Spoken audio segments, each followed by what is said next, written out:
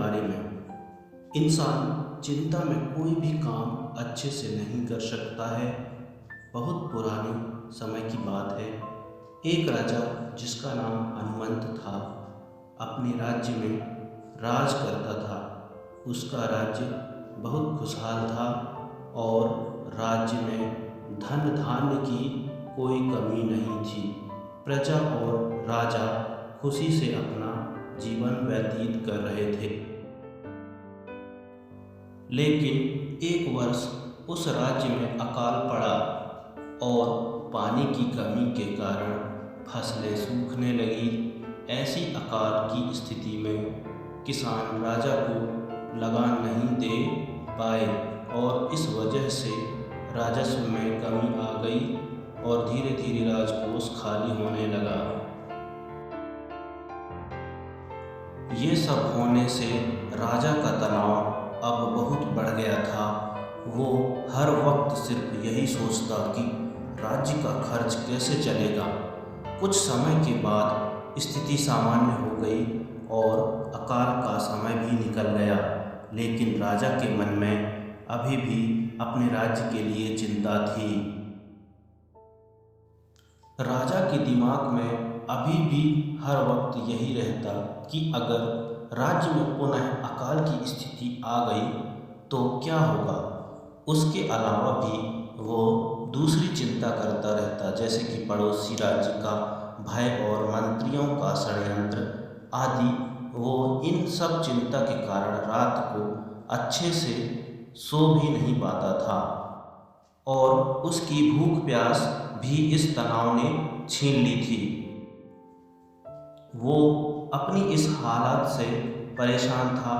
राजा जब भी अपने राजमहल के माली को देखता तो आश्चर्य में पड़ जाता, क्योंकि दिन भर मेहनत करने के बाद वह रूखी सूखी रोटी भी मज़े से खाता और पेड़ के नीचे आराम से सोता था।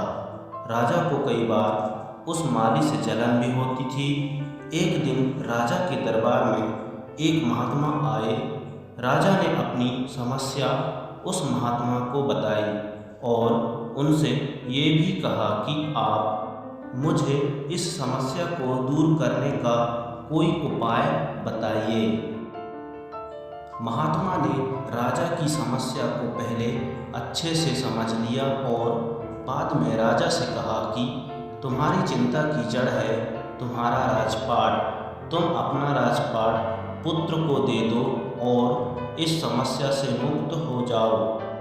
राजा ने कहा, लेकिन मेरा पुत्र तो सिर्फ 7 साल का है, वो कैसे राजपाट संभालेगा।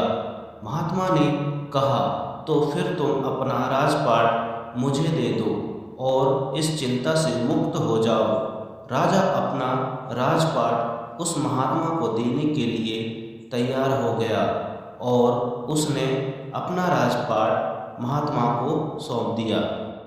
इसके बाद उस महात्मा ने राजा से पूछा कि अब तुम क्या करोगे। राजा ने कहा, मैं बिजनेस कर लूँगा। महात्मा ने कहा, लेकिन तुम बिजनेस के लिए पैसों की व्यवस्था कैसे करोगे। अब तो सारा राजपाट मेरा है और इसलिए राजकोष के धन पर भी सिर्फ मेरा ही हक है।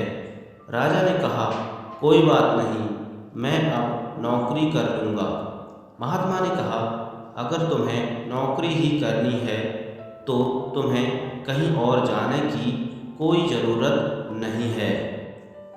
तुम राजमहल में ही रहकर मेरी ओर से ये राजपाट संभाल लो और मैं अपनी कुटिया में ही रहूँगा। राजा ने कहा, अच्छा ठीक है। अब वो राजा महात्मा की नौकरी करते हुए राजपाट संभालने लगा और महात्मा अपनी कुटिया में चले गए। कुछ दिन बाद वो महात्मा फिर से राजमहल में आए और उन्होंने राजा से पूछा कि बताओ, अब तुम्हें भूख लगती है या नहीं, तुम्हारी नींद का क्या हाल है। राजा ने कहा, अब तो मैं हर रोज़ अच्छे से खाता हूँ और मुझे हर रोज़ अच्छी नींद भी आ जाती है।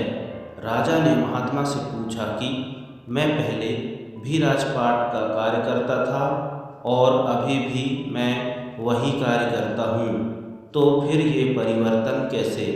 महात्मा ने मुस्कुराते हुए जवाब दिया कि पहले तुमने अपने कार्य को बोझ बना लिया था और तुम हर वक्त उस बोझ को अपने दिमाग में लेकर चिंता के साथ घूमते थे, लेकिन राजपाट मुझे सौंपने से तुम अपना सारा कार्य अपना कर्तव्य समझकर करते हो और इसलिए ही तुम अब चिंता मुक्त हो गए हो।